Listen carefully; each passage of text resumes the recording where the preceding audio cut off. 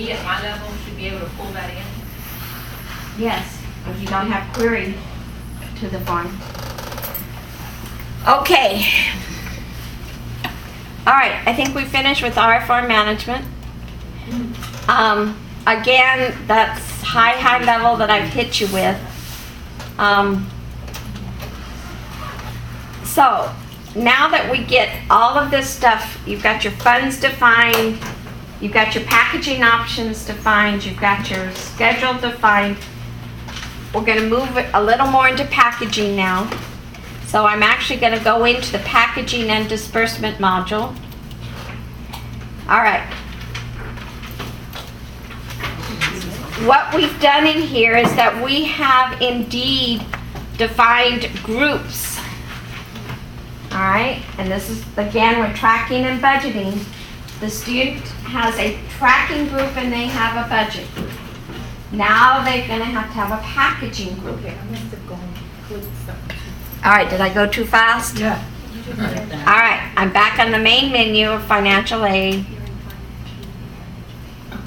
Okay, everybody here? No, hang on.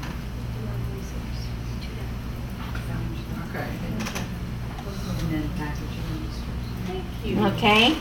So then we're going to come down below budgets and we're going to packaging and disbursement. Put your cursor on it, make it blue, fast double click. Then I'm coming all the way to the very bottom here, packaging and disbursement control. And what packaging and disbursement control is the forms that have to be set up to make packaging and disbursement work. Now, you don't have to do that as basic users. This is what the core team did, and this is what the directors will be maintaining. Okay? So when they do this, all these controls, then your forms up here, your RPAA PMT, your RPAA WRD, and Roarman all have packaging data on them. They all have the same packaging data on them, just visibly different in structure. The main form is RAP Award, RPAAWRD. That is the main one. But the same data can be found on the other two forms, RPAA PMT and Roarman. Have you all looked at Roarman? Is that new? Okay, Roarman is the one that if I was working the telephone or the counter 6 hours of the day, this is the one I'd be sitting on. Forget everything else that you've looked at. This is the form that you're going to be logging into every single day. This is the one that's going to answer 90% of a student's questions. Roarman. Okay? And what Roarman is going to show you when you first go onto the form is their award. Okay, it's going to show you their budget group, and the aid period that they're going to be in. So this gives you basic information. It's going to give you your EFC, your need. If the student had been awarded, it's going to show the award down here. Okay? But by using this form with these icons up there, I can go to any of those forms that I need to go to. Just by clicking on them. I don't have to go out of Roarman. Like clicking on status, eligibility. Exactly. Eligibility. Right. Now what I would suggest to you is that you do a Word Perfect document in your offices. You screen print this form, and then you write beside it, or arrows, whoever likes to do this kind of fun stuff, put on there what forms it goes to. Because they go to separate forms. And then what do you do on those forms? So you might want to create yourself a little cheat sheet, you know, about what this form does. For example, if I start out, status is the ROSTAT form. ROASTAT. This is what I call the Bible form. I did a lot of Notre Dame Mid-America, Nazarene College, Loyola Marymount. I seem to be given all the religious schools. So I even have a revelation form. That's the purge form, I'll show you that one. And then there's the Old Testament, the New Testament, that's for now. Okay, sorry, I get off on tangents. I have to make it fun. We'll remember that. Exactly. Well, this one guy was just having so much trouble understanding and remember all these, and when I put it in biblical terms, you got Mid-American Nazarene and Olathe, Kansas. So once I did that, he understood it all. Okay, so row status, so you can look at it, and I call it the Bible form. You almost can see how it all began. Okay? Because here is where the application came in, September 22nd. Here, if all my documents are in, you will put my dates. If they've been packaged, I have a date. Here it tells me if they're independent, dependent, if they're in default or not, if they have any holds. If it says F, it's a financial aid hold. S, it's a student hold. A B, they have a hold on both in that holds field. S, student. F, financial aid. B, they have a hold both places. Here I know that Rockcom has a comment. Then I can use my options and go to it and see what the comments are. The right-hand side shows me what groups they're in. That student is a tracking group of an independent, no verify. So they've met the rules that have been written in SQL language and have been put into that group. So we already know we don't need taxes, we don't need a worksheet, because there are no verify. Independent, okay, then we don't need parent information. That tells me all that right there. Their budget is an undergrad resident off campus. So if he happens to tell me he's living, with their parents, then I know that budget's not right. Then I have to go to the different forms to fix it. But Rostat tells me exactly sort of where they're at. Now I see the students' packaging group. What kind of money can they get? They're in the new students. So whatever money we have put in the new student packaging formula, that's the money that student's going to get. And they had to meet the requirements of the rules to put them in that group.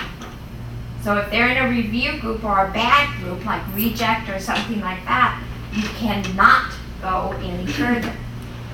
You must fix them before they go any further. So if they're in a review group or a reject group, so somewhere in the core team is going to have to tell you which are the good groups and which are the bad groups. Okay, so if they're in a reject group or the pending group, what are you supposed to do? Because they're not going to get any further if they're in those groups. So those are working the counter and the front phones. You're going to have to know, all right, they're in a reject group. What are they going to have to do to get out of the reject group? Okay, like if they're in a reject tracking, okay, they got a C flag. You've got to know, you have to go to the RNA, the announced result form. Okay, so as you go through these, this is why I'm showing some of these back ones, because even as someone working in the counter on the front line, you're going to have to know how to fix these or who to give it to get it fixed, if that's the way you do it. Or that it's a problem in the first place. Okay? And yes, the core team can come up with all sorts of different ways, but you on the front line sitting at that, across the desk from that student, you're going to have to, have your office policies too about how you handle things. Okay? All right. Selected for verification. The student is not selected. If they're verified, this is where you had to come to say that verification was complete. If you don't change that flag and say verification is complete, they will not be dispersed. It will be one of the 87 reject edit messages I talked about. And it will throw the student into a memo. Who said it? Bravo. Fantastic. So that would be a memo. So if you forget, there's only 2 places you can say that that verification is complete. This is only one of the 3. If you change it here, it changes the other 2. Okay, and all those are in need analysis. There's the RNA-VR form and the ROPEL, the ROAPEL form, which we'll get to tomorrow. Okay? So if the verification, they're verifying verification not complete, it will let you package, but it will not let you disperse. And then you're going to have a whole slew of them you're going to have to go check to see if verification was really complete or not. Okay, so remember that flag.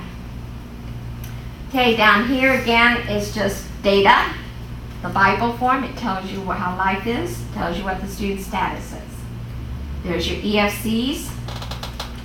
Okay, remember that you also have to, if this is less than a 9-month EFC, you have to prorate the EFC. Did we talk about that in need analysis? You have to go to the override form and prorate your EFC, because what's going to show here will be the 9-month EFC. And if you drop it down to 1 semester only, you need to prorate the EFC. And that's done on the RNAOV 12 form. We don't do that, do Do you prorate EFC for less than? Some do, some don't. Okay. Do you adjust the budget? Yeah. Like if they're less than half-time or something? No. This is if they're 1 semester only. We use none-month budget. You do what? Use none-month budget. Okay, then you probably won't do much proration then. Oh, that sounds like a good thing. Okay. All right. Because that just fried my brain when we started saying that. All right, what's on the second page of this one? Remember I told you this is the only place you could see this? Anybody remember? Before I click on it? What's that? SAP. There's your SAP. Only place in the system you can see the SAP. So you're the only place you can see the C flag is on the need analysis result form. The only place you can see the SAP is on the second page of the ROSTAT form. Okay? Now your SAP is a little different. It will post, like this is a new student, so it's going to post her as new. As long as that new stays there, you don't, how do I explain this? It stays continuous. So the student will always be okay if she's new, more than likely. If they're bad, unless you go in and put another term in there, then the student will always stay bad. Okay? You don't have to run your SAP. Doesn't have to change year by year. You have to run it, but it doesn't, if it's good once, it can stay good unless it changes to bad. So it always looks at the most recent term. But you don't have to keep posting term after term. You only have to post if it changes. So your process, if it's good, let's say the first semester, after the first semester, and it stays good for 2 years, you don't have to, it doesn't need an additional code to be posted. It'll just stay good, yeah, unless something changes within the student status. Okay, that really affects more than like a 4-year school, because the student could have a good standing for 4 years and never still show the fall term that he first came in, because nothing changed. So unless something goes in to make it bad, it's always going to stay okay at good. Or if it's bad, it's never going to go to good unless somebody actually changes it. You can actually change this manually also. So this is batch, there's a batch job that goes in and does the SAP after you write the rules. So that can be run, or you also manually can go in here and change the SAP. So if you've checked it and you know it's now good, you can go in and change it to good. Okay, only place that SAP is handled. When they do admissions, it automatically will come in here. So you'll have admissions data there. Okay? All right, so again, back to Rohrman, status and eligibility are those two. The next form is the applicant immediate process. Okay? This is what I call the miracle form, ROIMP. Okay? ROIMP will put the student, it will read all of the rules that they have written in the system, and it will put the student in their tracking group, their budgeting group, and or their packaging group. Does everybody have a student that you built? I'm using the same thing you want. Did you not the first time create students on your first training? Okay. All right. So if I don't know which way to go here. All right. So again, if I wanted to put the student into a group, I would come here to action indicator. I need all of you not to do this, please. Okay, so if you're on my student, if you're on Mr. Brown. Okay, and I would do like an immediate. And then I have to make sure the aid period and the term show. So I'm going to run this, and I can run it for any aid term or any period within the aid year. So it could be fall or spring. Doesn't matter. And then when I run this, I am running the job ROB, I forget the name, BGRP, I think. They've changed it on me. But I'm running the batch job, but I'm running it online. So I'm running it immediate time. There's a better word for that, but I don't think I understand what you're doing. I think I either zoned out or I got lost or something. okay. What are we do? This was that little tab we clicked and it took us here and then. Remember you had your groups over there on the right?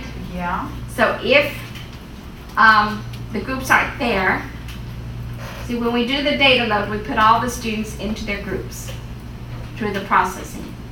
But if for some reason you have to change a group, like I said, if the budget, you found out that they were living at home, and you wanted to change the groups, okay?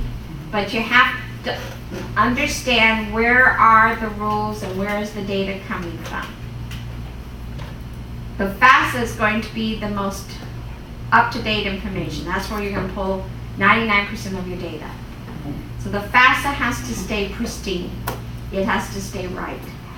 So if you find out the student's not living off campus, they're living at home, you've got to go to the FAFSA and make that change. Then you have to put the student back through the group assignment to change their group. And we manually do that per student. You can manually do it, or you can let the system read the rules and put it in for you, reading the rules. So you go to the budget form, RBAABUD, and change the group, or you can come to this form and put it through the budget group assignment. And it will put the student reading the rules into that group. So where you've done immediate on packaging group, you'd actually go into that budgeting group assignment and put in living at Okay. home. Yeah, Is let that- me am I actually, understanding this right? Is yep, that- let me actually do this one. All right, let me look at what he's in. All right, so he's off campus. So he's come and sat across from me and said, I'm not living off campus, I'm living at home. Okay. So from Rohrman, I can go to application data on that icon, and that is the FAFSA. That's Renana.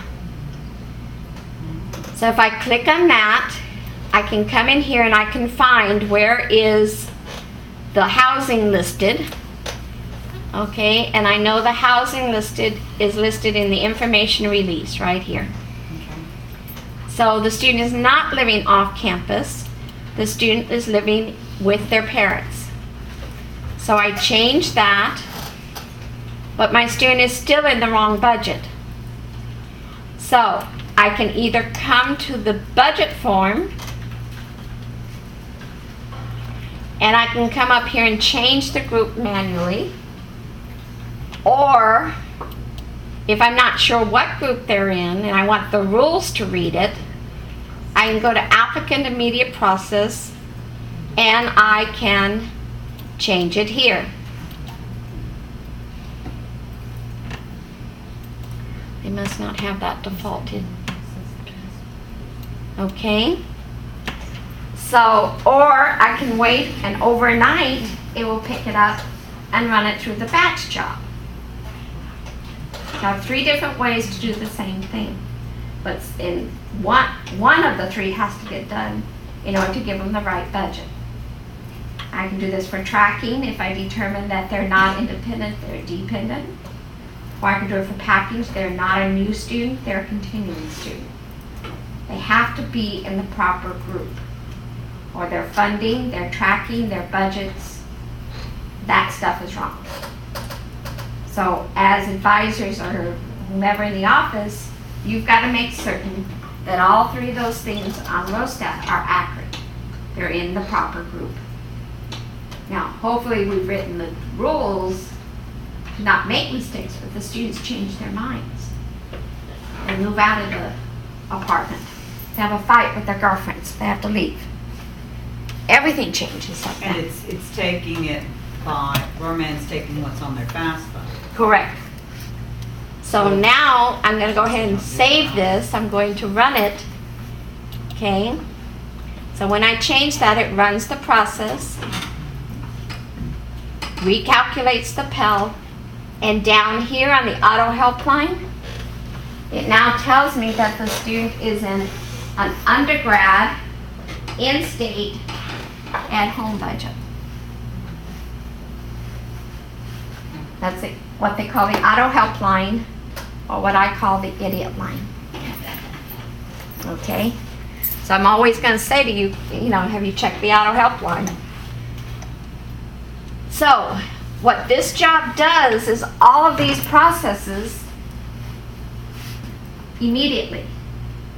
It doesn't have to wait till overnight. You don't have to think about it, to change the budget. You can just run it through here and it reads the rules. I can do this for the group assignments. I can actually run their SAP on here, student by student. I can do their packaging fund assignment, which is actually awarding the money. I can do their calculation of their EFC here. I can do a Pell Grant here. I can reschedule their disbursement dates, and I can actually run disbursement. I don't have to wait for the batch job. If I have a student that I want to have money right now, post, I can run it right here. I can also undisperse it. I can take money away from them on here. So again, counselor or directors, be careful who you give access to, because they can actually run disbursement and they actually can give money and they can take money away. Dangerous form. Okay? I can also here do a pending letter if I want to send a new letter to the student. So this particular form does everything that can be done at batch, and everything that can be run in a batch can be done on this form. Now I could have, if I had wanted to change that budget, go back over here to budget and do previous block, and I could have come here and changed that budget manually. I could have found the group I wanted to put the student in. Okay.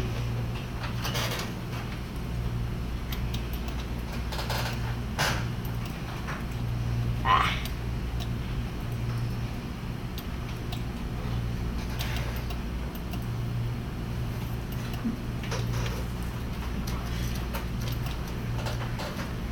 I don't know why she has. And I could have said create budget, and that would have put the budget in. So I ran it through ROAM and I ran it through here. If I run it through here and it's not reading Renana, then you might want to lock it so it doesn't change. You can lock the group. Now I can do the same thing in packaging. But in packaging, if I'm doing things for awarding, I have to hit maintain awards. So Royman, nothing here can be changed. Here, I would have to say maintain awards, and it takes me to RAP award.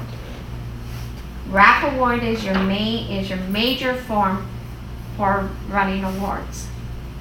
So if you notice, by the fact that I did a budget change, the Pell Grant got posted. So this student now has been awarded a Pell. And it's put in as an automatic accept with the A there. So I already have awarded the student a Pell. Okay? So now my student is in what group? I don't know from looking here. I have to click down here. Where's packaging group? The student has been put into a new packaging group. What we've done in Banner, I'm going to exit off of Roarman, we'll be back, is down here in the control menus based on the groups. Okay, and we looked at the groups briefly. The core team has developed these groups for packaging. Each of these different groups get different kind of money, should be the philosophy. So a new student gets different money than a continuing student. Okay, and all the rejects, they're not eligible for the money. So the new students, then, based on being in that group,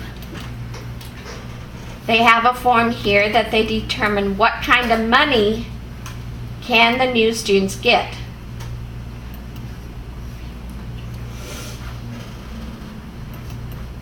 I keep missing the group. So new students,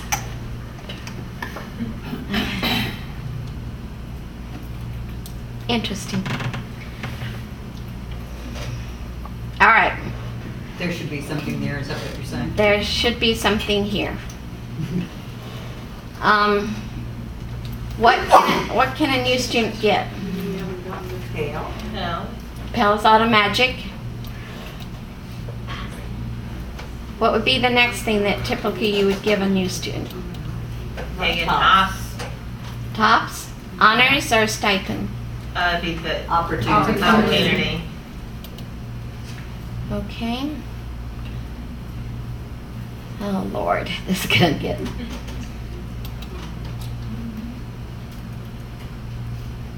Okay, what it's telling me on my auto helpline is that the tops is not set on our farm management to auto package. All right, give me half a minute.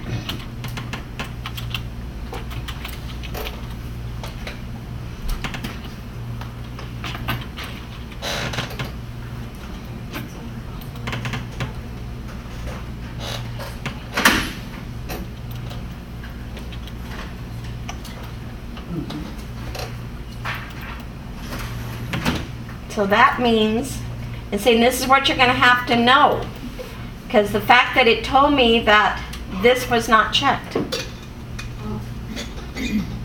So somebody on the campus is going to have to know,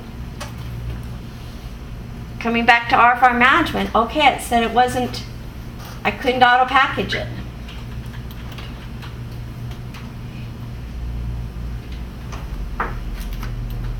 and it doesn't have a detail code, so it's not going to disperse.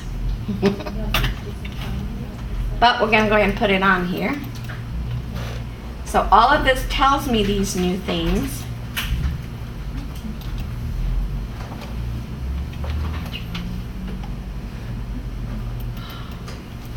Okay, so would tops be the first thing that you would award them? And then if you wanted the system to auto package them? Pell probably would be first. Pell an entitlement, so we don't have to put it Oh, on the here. tops, yeah. Okay, what's the minimum that a student can get in tops? How much? Well, it depends on What was that? What do you want it to auto package a student, minimally? For us, it's $4.92, but it depends on which campus. Okay. Which. All right, so we'll put $4.92 for just right now, and then the maximum be $2,012 that they can be packaged. What would be the next fund that you want it to package?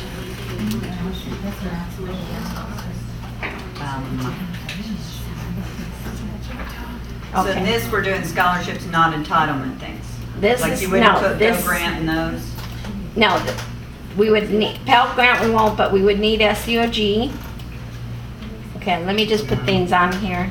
The minimum SEOG is 100. Okay, do you package loans or do they have to come in and get We them? don't do loans. Nobody does loans. And then it would be scholarships, but that's on a student-by-student basis. Right. Okay.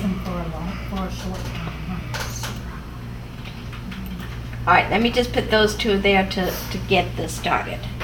So I'm going to go back to Roarman.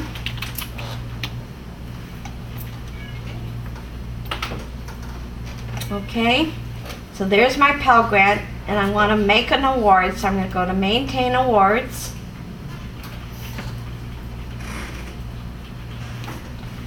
Okay, and my student is in a new group. Now normally, a lot of times this will be done in a batch job, but I want to go ahead, the student's sitting across from my desk and he wants to know what he's going to get. So we've done the Pell, and now if I want the system to do the work, I would come up here under Options, and I would come down here where it says Automatic Packaging. I would click on that, and based on the rules, the student will be packaged. Now you notice based on the rules. So it will go out and it will read the rules and would make the award. I can also manually put it in. So if I decide, now the student has SEOG and tops, anybody notice where the Pell went? Far, far away.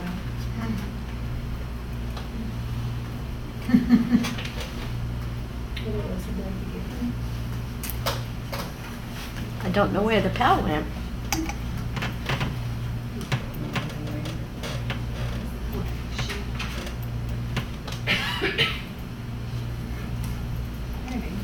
Okay. So now I have my 3 awards, and if I go to the second page of the award form, there's my award schedule. Remember back on RFR DEFA? Based on the student being in a fall, spring aid period, here's where it will show up the 50-50 splits.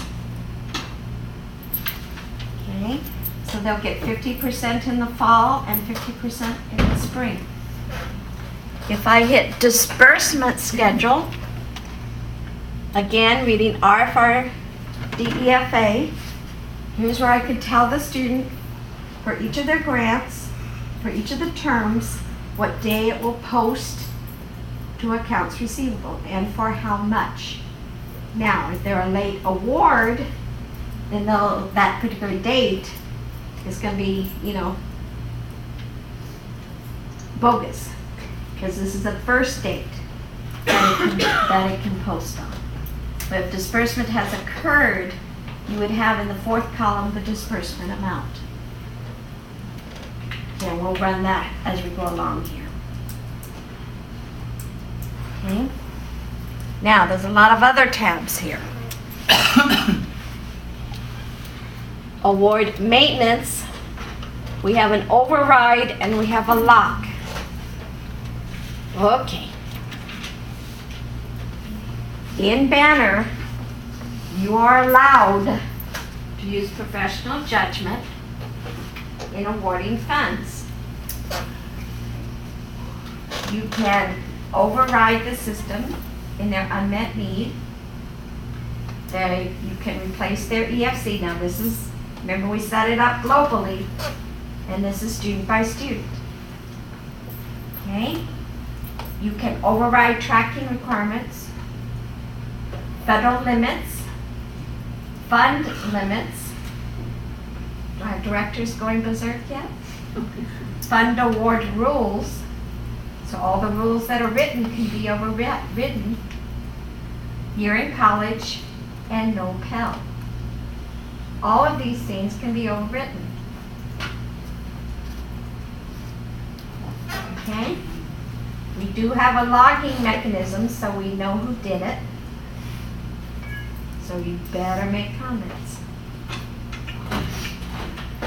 Also, whomever you give access to on this form, directors, you better not give it to a work study student. Well, I have a school that gave row-ins to a work study student. You know, because they didn't recheck their security when they copied it from database to database.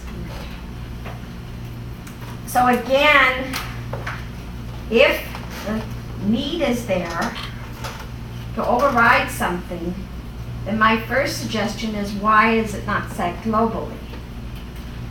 So if you're having to override a number of things to get a fund into the system, then you really need to present that to the core team, because maybe something on RFR management is not set properly.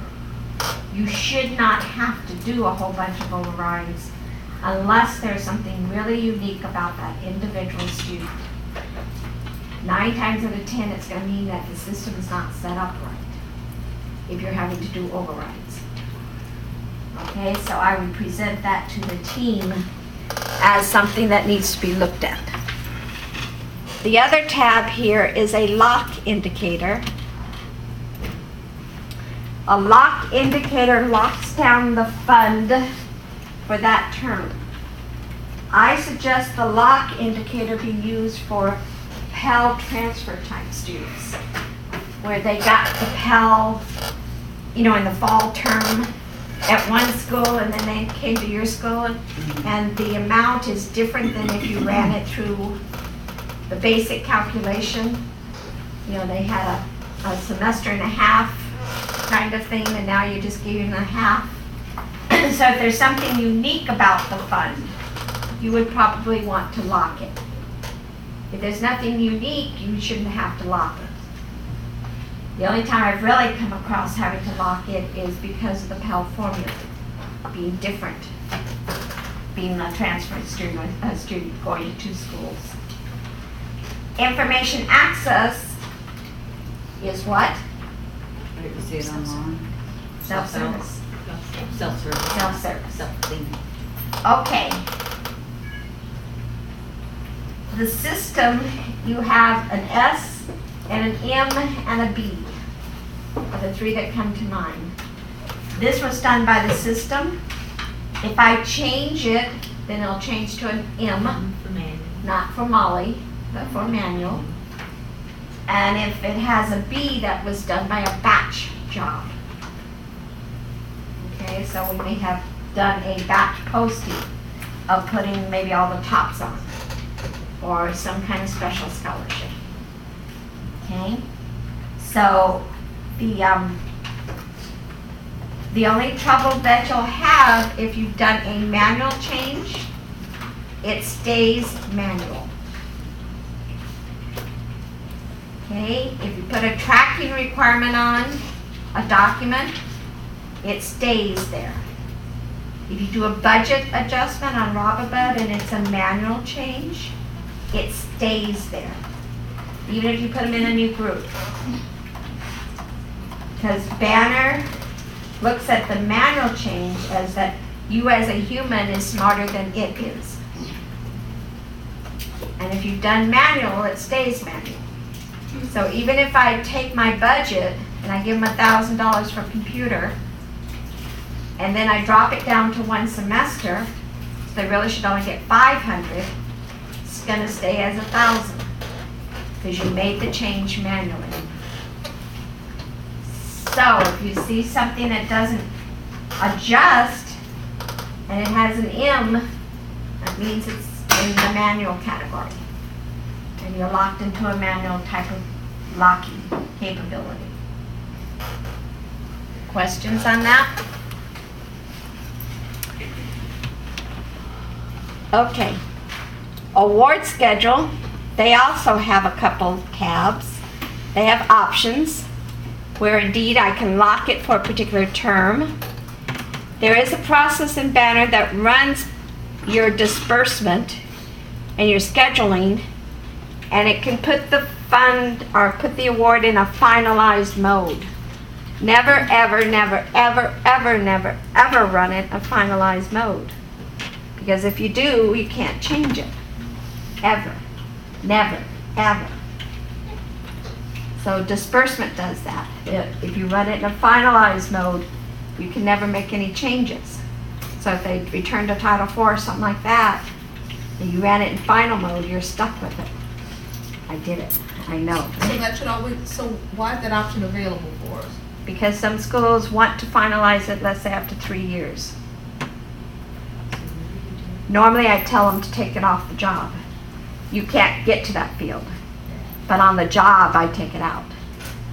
So, load. Okay. I always think about, what's that commercial that, which I hate, that they do that scoring of a baby doing Oh, the diaper the commercial? diaper commercial. I hate that commercial. So whenever I talk about loads, that sort of reminds me. It goes along with the temperamental 2-year-old fetish that I have. Load in Banner is a numeric value. Okay? Full time is a 1. 3/4 time is a 2. Less than, or half time is a 3. Less than half time is a 4. Not enrolled is a 5. So we do a numeric value for load codes. Okay, in order to run processes and that kind of thing. So whenever you see loads in Banner, they're referring to the numeric value of what their enrollment is. So right now, this student is in a full-time, that's the expectation. So if it's less, then you would see the additional or the changes. Or if you wanted to change it, you could change it to a 3/4 time. Overrides, again, you have your award schedule that you can do overrides. The main one is fund, or one of them is fund disbursement rules. So I could override the rules I put in for fund disbursement. The other one you might use, NSLBS. Let's say you have a student who has reached their aggregate limit, and they come in and they say, I cleared it, they give you a letter, but you want to make sure that it clears the clearinghouse, that it goes through and everything's proper. You could lock, or you could allow the funding just for the 1 semester. So you could say, yes, you can have it for this fund for this semester, but I'm going to wait until I get the record before I'll give you the other one. So I could go in here by term, by fund, and do these overrides. These are the same ones that are on your result form. Your need analysis result form, did you go over those? If not, we'll go back over them. Where you would do all tests, default test, limit test, overpayment test. So if you are going to waive any of those tests, let's say they were in default and they brought you, a letter from the bank and everything that says they're out of default, but you want to make sure it clears, you could do it just for the 1 term or the 1 funds. Where So- are you putting in just the 1 term? If you put, It's by like term. default test for right there. Yeah, And then, just, under, got it. That Okay. one's fall, that one's spring. Got Okay. it.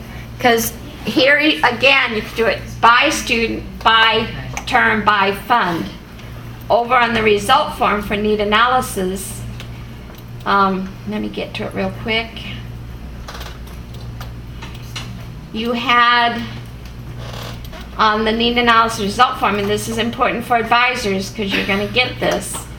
You're going to get buku of these. And again, this is where you're going to be able to go and on a student-by-student basis, right here, NSLDS override. Here you're going to be overriding it for the whole year, student by student. On the award form, it's by term, by fund. Here it's the whole year. So if you find that they're not in default and you want to override it, you would come here and say, override the default test, and it will allow you to package the student and disperse. Okay? Then if it's, the main one that I see is limit tests, but I mainly see that at 4-year schools. But I'm sure at 2-year schools you have students coming back and they'll be over their limit test. So you're going to need to know this, advisors. Okay? I'm sure that has to be on the assessment somewhere. Okay, so we're back to Rohrman.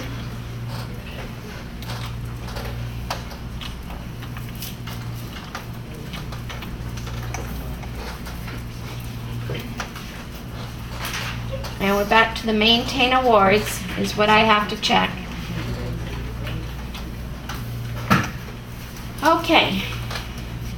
So we hit the award schedule. The other tab here is disbursement, and it also has tabs within it. You have disbursement, which gives you transaction number and disbursement date. Here's that load code, full-time, 3/4 time. You also have calculated grant, and this is for your Pell Grant. It'll tell you about your Pell Grant processing. Okay. Also on RAP Award, you have the tabs here on the bottom. You have your packaging group, okay, where you see the group the student was put in, and you have a packaging date. Now if I went back to Rostat, my Bible form, I would have a packaging complete date with this date on it. Okay, because it will then go over to populate Rostat and put that date on it. Here again, I know the student is independent. If I wanted to lock the group, let's say I did something special, it would, you know, if I ran it again through the rules, it wouldn't work because I did something special to it. I'd probably want to lock the group down. Also, packaging lock locks the entire award. You can't change nothing. Now, anybody can come in behind you and unlock these. This is not like Broadcom where nobody else can make your change. Here, if you lock it, I can go back and take it off. But you better have a comment while you locked it, because at least this would stop me to have to go look at the comment. Okay? That's the hopefulness. That before you unlock somebody else's, you go check comments. If they made no comment, you don't know who did it, then that's going to make a problem if you unlock something that shouldn't have been unlocked. Award letter, remember we had on RFR management that you wanted an award letter? There's the flag that it flips. So I could use that flag to generate a paper award letter if I wanted. Info access, self-service. So if I don't want Brian to see his award, I could take that flag off and he will not be able to see his award on self-service. So if I'm just still trying to figure it out and I don't want him to see anything yet, I could take that flag off of there and he would not see this. And if he was mean to me, I could really take it off. Okay. Pell and loan. All right. On our PR ops, I told you that they have an additional Stafford eligibility for independent students, and that's a global flag. Here, additional Stafford is for a dependent student, because that's a professional judgment issue.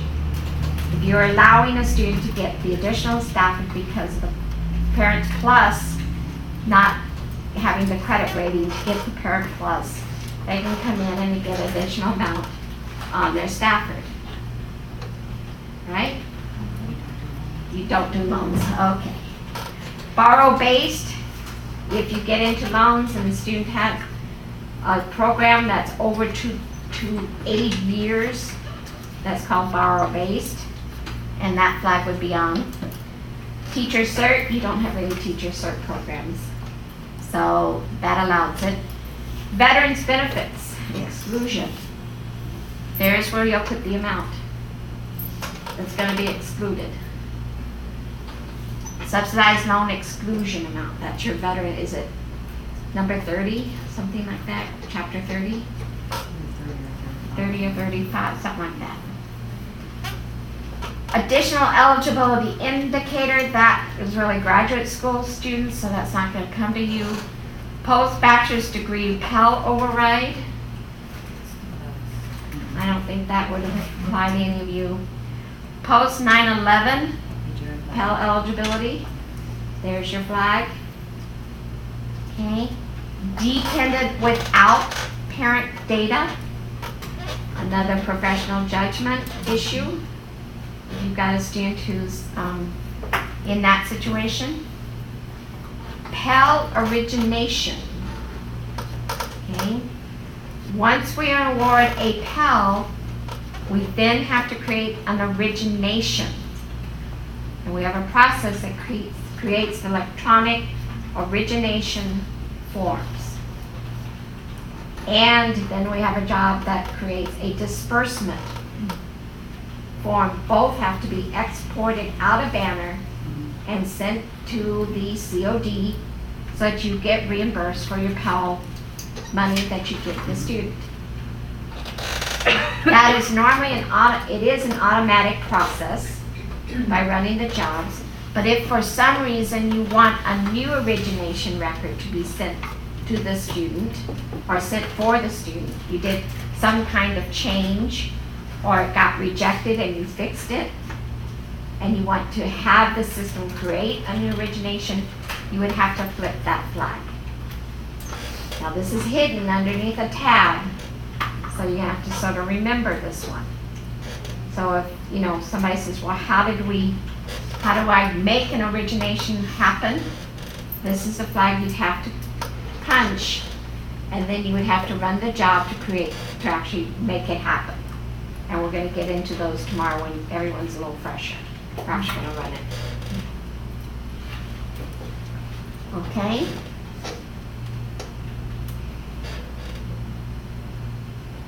Questions? The post 9/11 Pell eligibility, what is that used for? The 9/11 eligibility, parents who were killed in 9/11. Oh, okay, I remember now that they automatically get the Pell Grant regardless of the EFC. Exactly. Okay. Okay, so this Thank is, you, I just needed that to know. that's fine. That's And you said the VA waivers go in the subsidized, where was that? that's how we get a subsidized loan. That's for loans. It's for loans. Oh, The VA benefits can be excluded from okay. as a resource, For when you're so calculating. that when you're calculating the loans. Okay. These are, things that don't affect you guys as much. Okay, let's go back to where it says summary.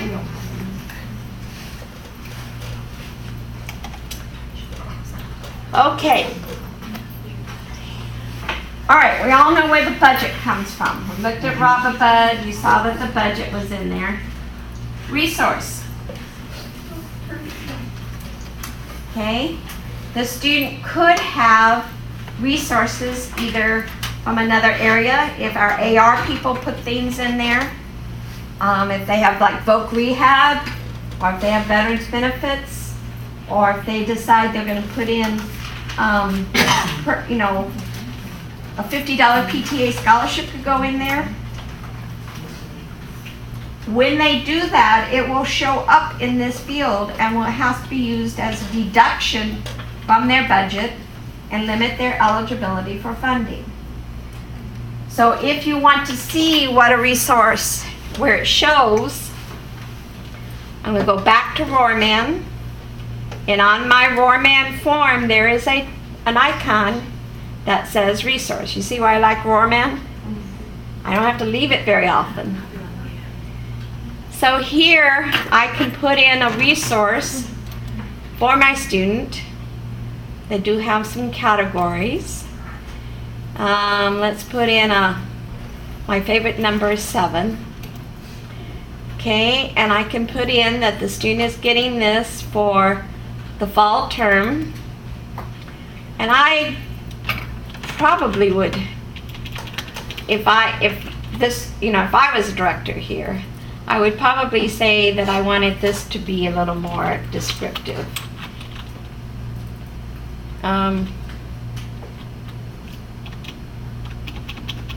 I don't know your high schools.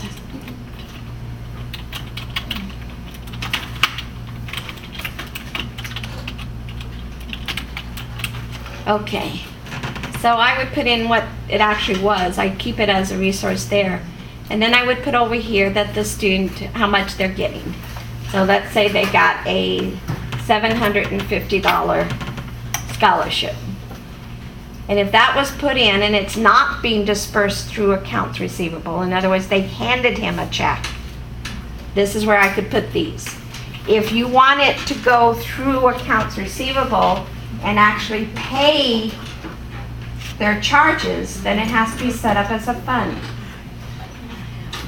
Whatever is on the first page of resource does not feed to accounts receivable. Wait, can you say that one more time? What? On the resource Whatever. page is not feed into accounts receivable. Correct. If we wanted to feed into accounts receivable, it has to be set up on base and management. Correct. Still haven't quite got that. Huh? I'm still having just how to figure it out on my end, I think. If you want it to be received, it has to be set up as a fund. That's just like for information for packages. Yeah, this is outside resources that the student is reporting that you don't have control of the funds. The money did not go to accounts receivable, it did not go to Gotcha. you. It's money that was just handed to the student, or it could be money, you're gonna have to talk to AR, I'm sorry, you have to talk to AR.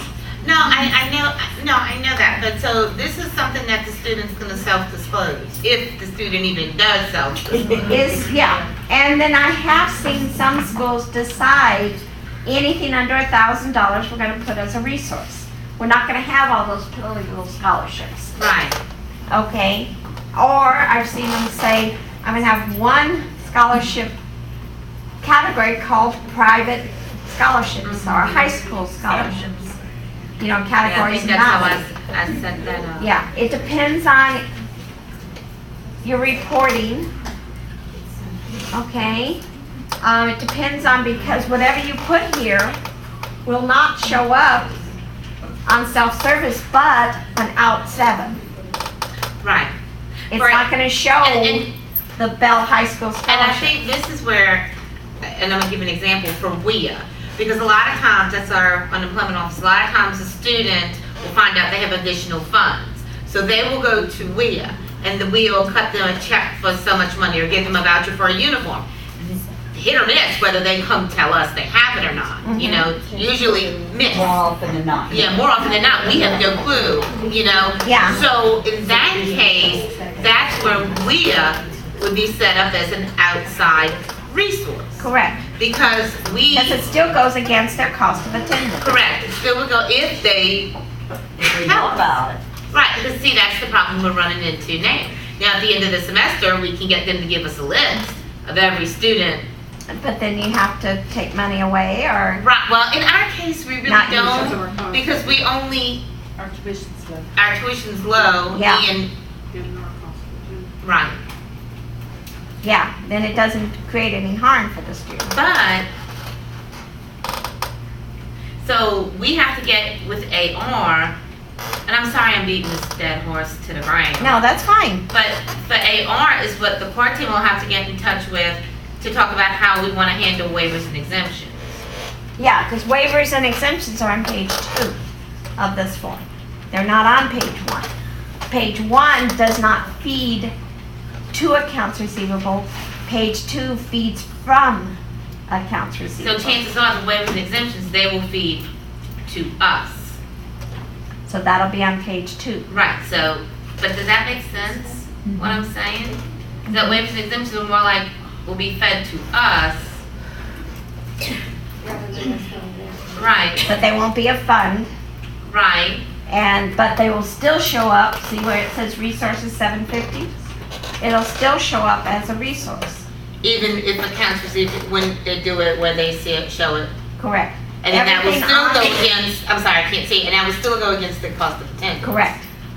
So anything on page 1 or page 2 of this form will feed in as a resource. It just depends on where the resource comes from. Exactly. So it's either gonna come from the student, or it's gonna come from accounts receivable. Correct. Or it's gonna be a fund that you have to maintain. Right, And feed to. Then it won't be a resource, it's gonna be part of the offer. right, right, right, right, right.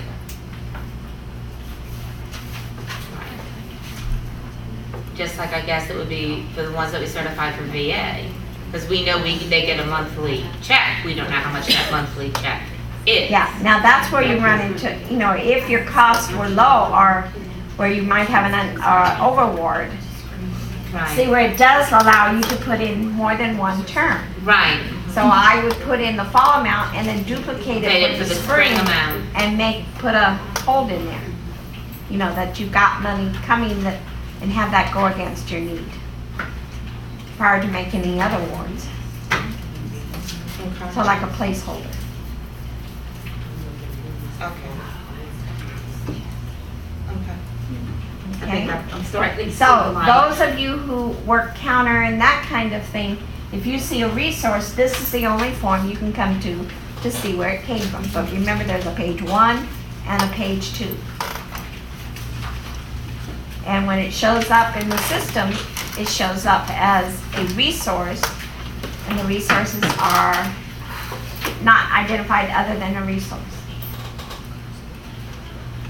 And there's no way to pull, reports off as a resource. And if you get, let's say, a donor sends you like $5,000 and they want, you to keep a track of it, then you've got to put that in as a fund. Because there's no way you're going to be able to keep track of it as here. Because then you'd have an allocation figure and you'd be able to see the amounts as spended. Here I can't go see how much has the Bell High School given. So it sort of depends on reporting needs and what are you being held to. The liability or what the school. But in RFR-based and RFR's management, we have the 3 scholarships set up, need, merit, and other. Mhm.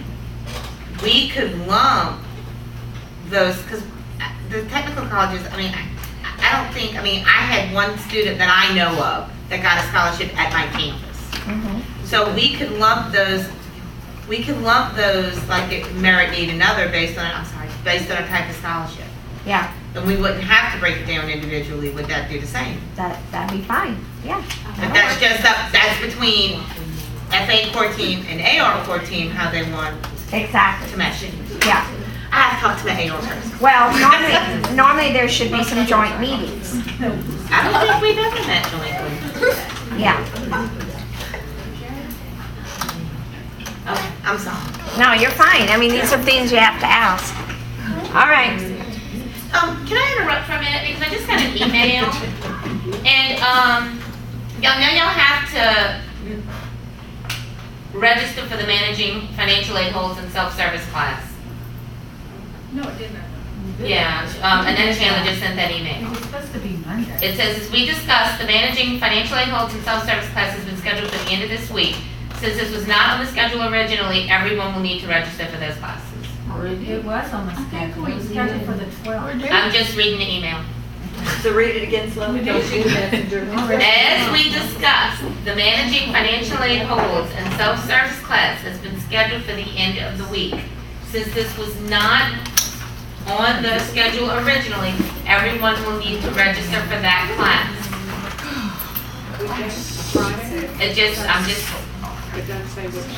Well, it's included in these 3 days. Yeah, I think so, since it's this week, at the end of this week.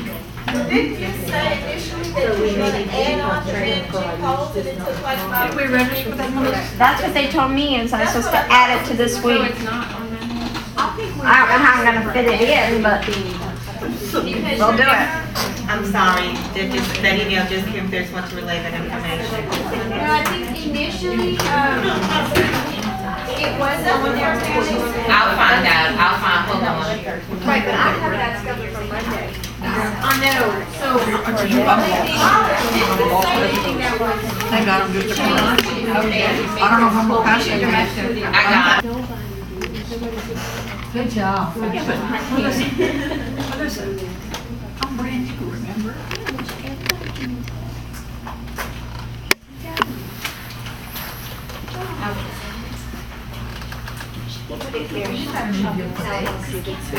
When you said she got a sticker up to her small. You got a good friend. I'm a frustrated teacher, I think. Okay, now, for the awarding, we've looked at Roarman, and we saw that we could go to maintain awards, and that brings us to RAP award. Okay, there's one other form I told you that we had, and that's RPAAPMT. Again, this is awarding. You can make awards on here. It's just structured differently. All right? Here, rather than seeing all of the funds, you see them fund by fund. Tells you the same thing that's on RAP award, just structured differently. Okay, you can make awards on it, you can cancel awards. It's just everything that's on RAP awards on here. Okay, so it's RPAAPMT. This is on your assessment. So know this form. I'll say that. Something that's different on this one than on the RAP award form is that this helps you a little bit better with troubleshooting. You have your original offer on there. You don't know on RAP award what was the original offer. You only know what they've been awarded now. But this gives you an original offer field. Okay? They're going to ask you what's different on this one. Original offer. The original offer is on there. All right? I hardly ever use this form. The only time that I would use this is once in a while. It does help me see that particular fund a little clearer. Okay, but it really has, again, the absolute same data as RAP award. And I personally like to see the entire award. Whereas here, see how the scroll line is activated here? Right. Okay, so if I do a down on the scroll bar, I see the other funds. Okay, so here I would see the SEOG, and here I would see the TOPS. Now, what happens is every other tab I hit will only show me TOPS information. Okay, hit disbursement, TOPS only. Go back here, and then I would go back up and look at SEOG, SEOG data only, SEOG data only. So, do you like it or do you not like it? I mean, you can use either one. You can make awards here, you can cancel, you can undisperse, you can change. You can do whatever you want to do on either form. They both tie in together, they link together. Okay? You can go to other forms from here, just like like the others, you can do your drop down arrow, and I can actually go to raw come on here. I can go to all my other forms. Okay? I can go my student data, my loan information, my NSLDS information. I can go to each form exactly from here. Okay? Now, packaging again is going to be based on the rules that we've written and what is the student eligible for. So we will be taking everything that we've done, and again, just stay where you're at, stay on those forms. Let me show you on the big screen. This is row rule. I keep saying the rules, the rules, the rules. Okay? We have all of these capabilities of writing rules within Banner, along with like RFR management and RPR ops and all these control forms. But here's where we actually can make institutional changes or decisions. We can write fund awarding rules, which is by fund that, let's say, SEOG funds cannot go to students who have a Pell Grant. They can have only one or the other. SEOG can only go to students who have a 0 EFC. TOPS grants can only go to Louisiana students. TOPS grant can only go to Louisiana students in the Lafayette County.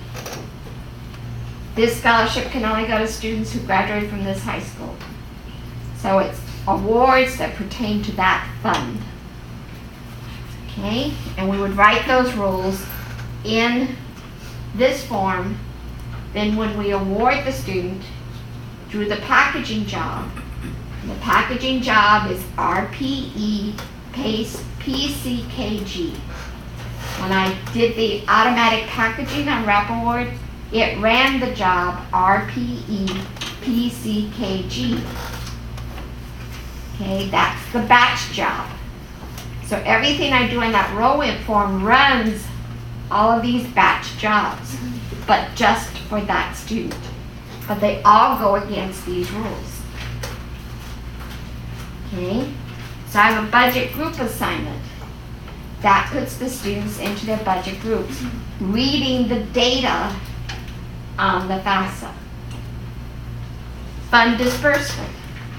So at the time I run disbursement, if I have institutional rules that they must follow, above and beyond the federal rules or the state rules, then I can run it against fund disbursement rules.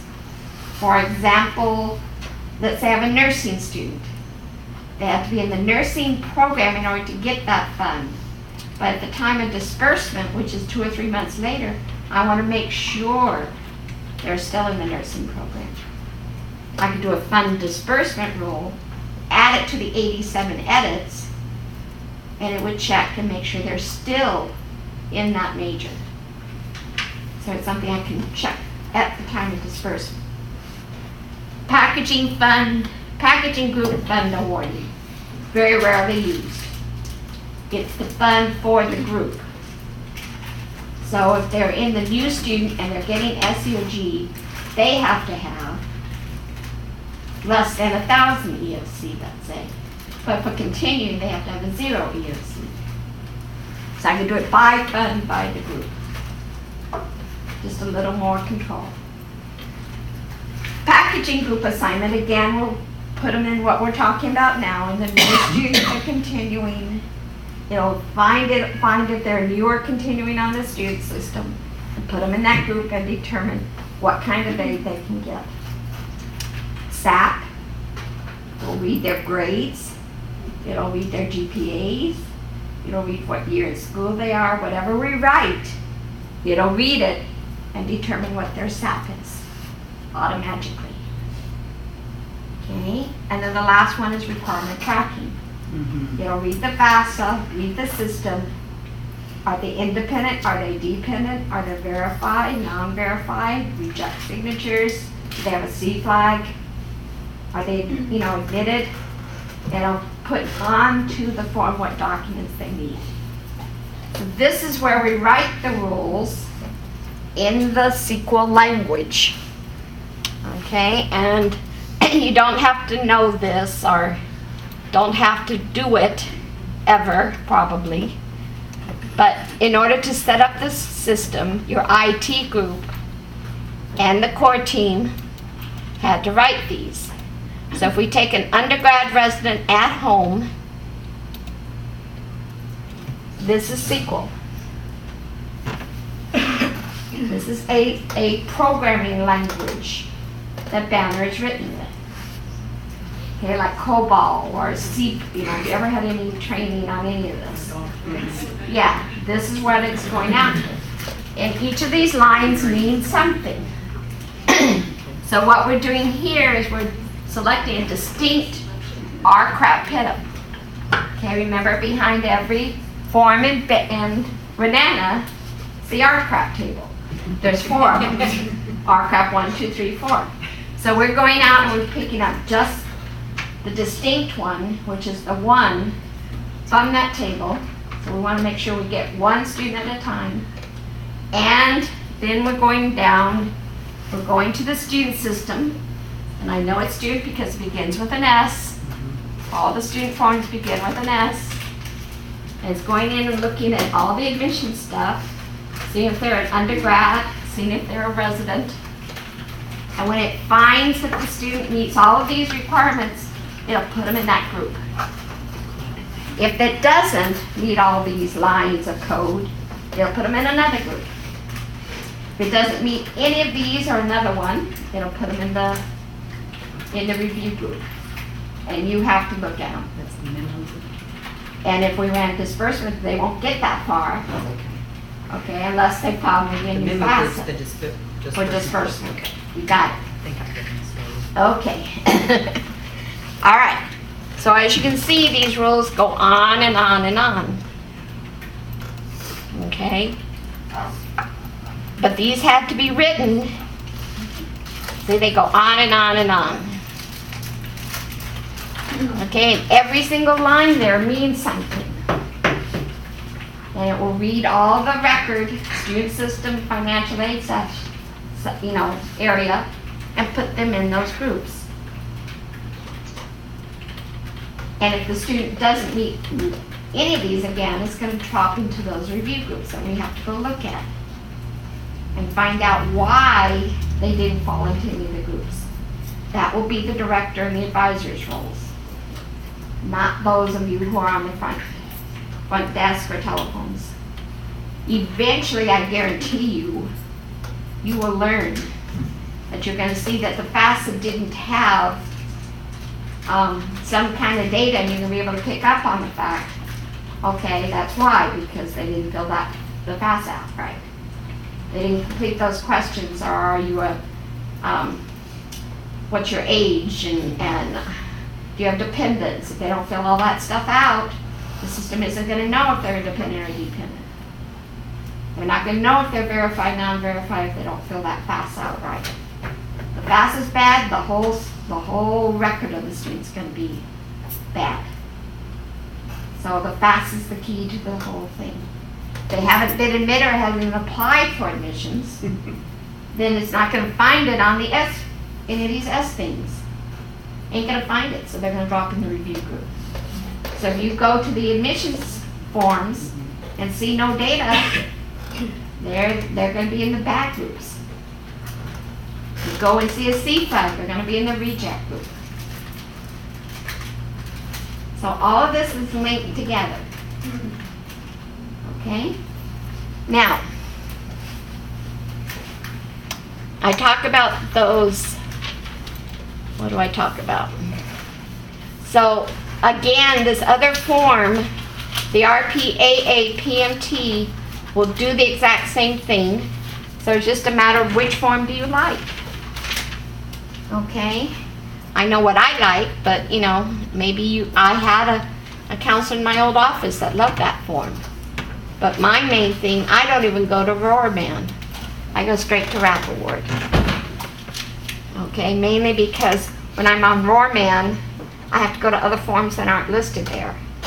in my position kind of thing. It just depends on what your job is. Because if you have to do a lot with the override form or the result form, that's not on Lorian. But I can get to it from here easier. So it just sort of depends. What's easier for you guys? Okay. Questions? Whenever the payments are posted in batches and it's sent to AR or whatnot, how can we retrieve a list of students that were in that batch or who's been paid, so to speak? Kind of like our RFP or something. Yeah. Okay. In Banner, there's two forms. Let's see if this is what you need. There's an RPIF AWD and RPIF TRM. This is a fund award inquiry group. This is the students that are receiving this fund. Okay? That's the students who are receiving that That particular fund. fund. Okay? Then if you want to know who's in a group, we'll come back to this one in a minute. I want to show you more on it. If you want to see students in a group, there is one form in the control menus.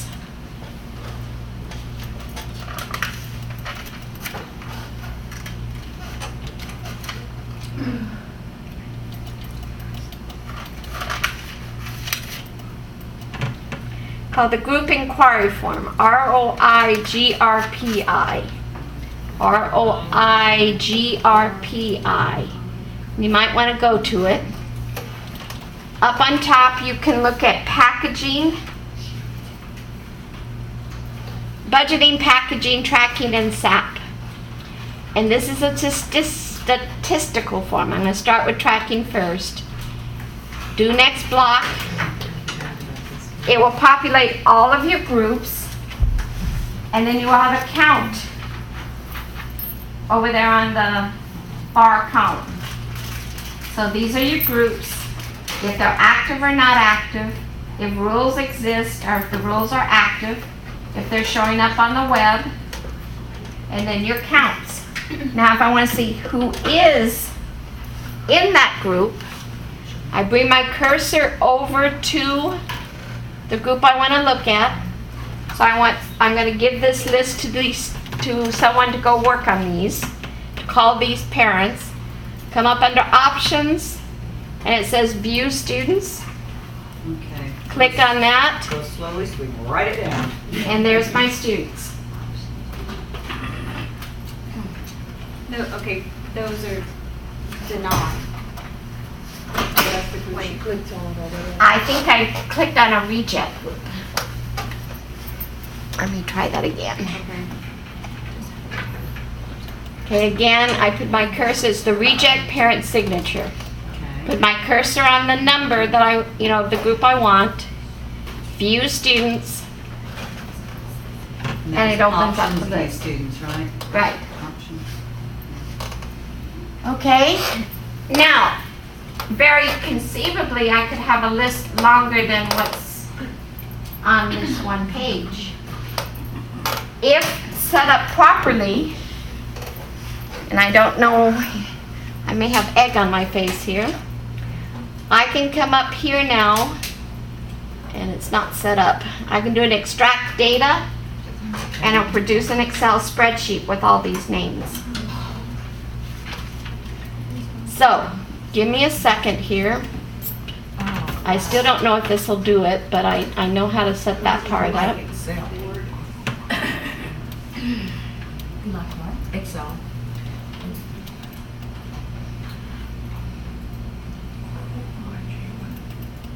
What I'm doing is going into the, is that what I want? No, I want this.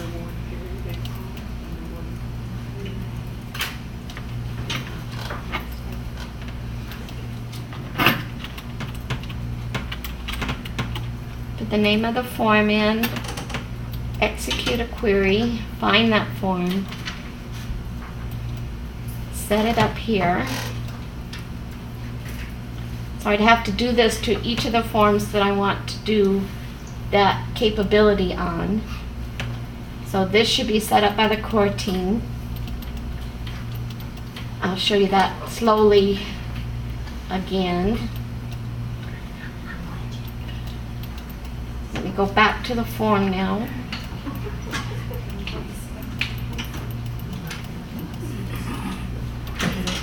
Okay. Again, what I would do, let's say I was doing tracking. Had my cursor there. I was able to see the students. I could just do a screen print and print these too, but if I had a longer list, you know, of whatever it is, the number there, I can come up under help, extract data. I'm going to say no key. What does the with key or no key mean? It's the column headings. Oh, okay.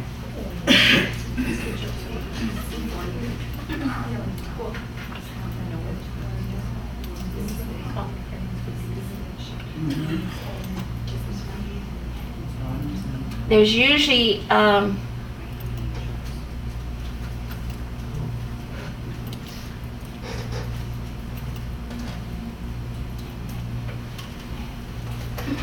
don't go off on me. Let me try something else here. There's the bookshelf. I found the bookshelf. There's bookshelf.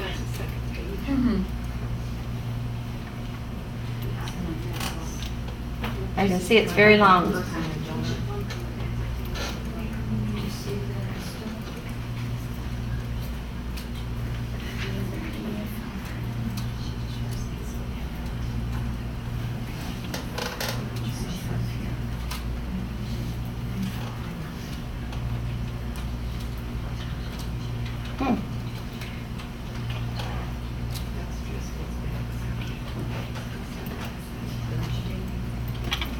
What is it? FA train SL something.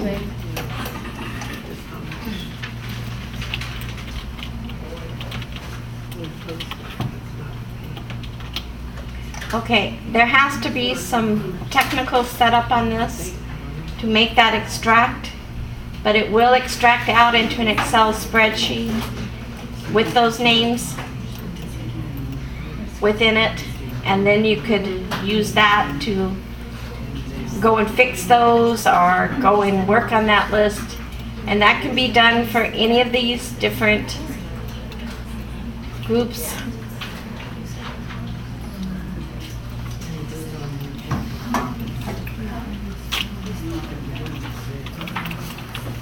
So what I'll do is I'll notify them that that's not working.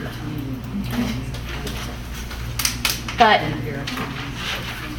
that would be a function that you'll definitely want to be able to do this. Now, yeah, another way would be a population selection of running a query of all the students in that group and pulling it out that way.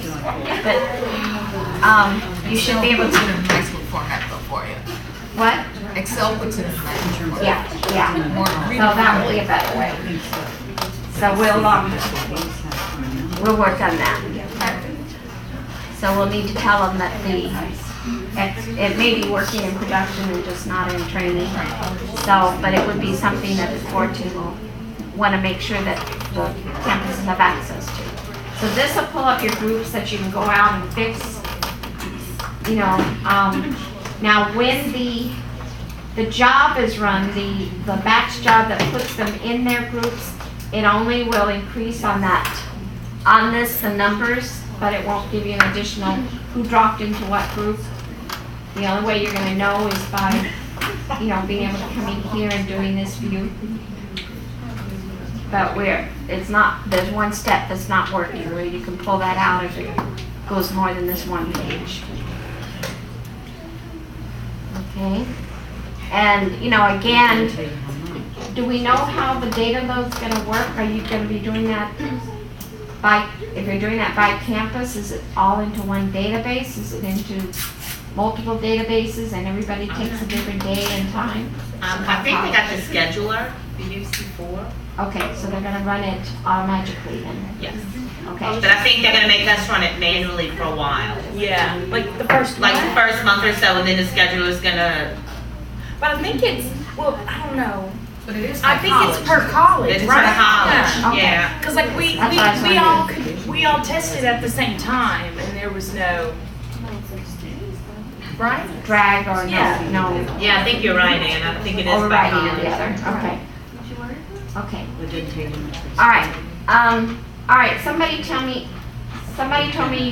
your day is finished at 3:30, somebody else told me not till 4, how far are we going? Yeah, 4, okay. Also, 14, do we do the assessment each day, or do we do it at the end of the, Well, it's fresh. while it's fresh? Okay. There's so much more I could cover. Why don't we do the assessment, and then if we have any time at the end, we can look at something else. I mean, there's some things I haven't shown you, of course. You know, Part of we what haven't I looked think we at. were looking for on this, where we wanted to see the groups of students, we're thinking things like reconciliation and all of that. So while I was looking to see, like, independent verified, it showed me the students, but it's not showing me like how much they were actually awarded and all of that. Is there a place where we can get a list of all of that And how much they were awarded. and how much they were actually awarded? That's a good question for reconciliation purposes. Kind of like an RFP that we use now. It's what we're all- I'm sorry? Awarded or dispersed? Dispersed. Because that's what we're gonna reconcile. There's stuff in the Pell EDE module that we haven't looked at yet. That's under Pell processing that I haven't done yet. Okay. Okay? So it might be a So it might be tomorrow thing, so ask me that a question again tomorrow afternoon, if I haven't shown you. See, I couldn't see putting Pell first, because you gotta know how the package works. So Right. I switched it. And so I'm good with that. I'm afraid, I hope I didn't scare you, Nope. get you out of order, but we'll do Pell in the morning and start moving. At the end, I'm gonna do disbursement, because we wanna make sure we have Pell in there. Disbursement's gonna go all the way through this. I mean, that totally makes sense. Okay, all right. Yeah. All right, so by a show of hands, 5 being, I could do it tomorrow. 1 being, I'm so lost, I'm gonna start crying. Okay? Do we have to close our eyes so everybody's honest with each other? We know each other pretty well. Okay, how many people are at a 1? One being, I'm sorry, what? That you're running abroad. You wanna cry, I'm going to quit tomorrow. I'm gonna be honest, I was there prior to this session. If you say 2. Okay, so 2 is I'm moving a little further. I'm not going to quit, but I gotta keep learning. Okay, all right. Somewhat feel like we're lost. Yeah, but you know, Don't turn at me least- loose on my own. yeah, but at least I'm not gonna go into a nervous breakdown. Okay.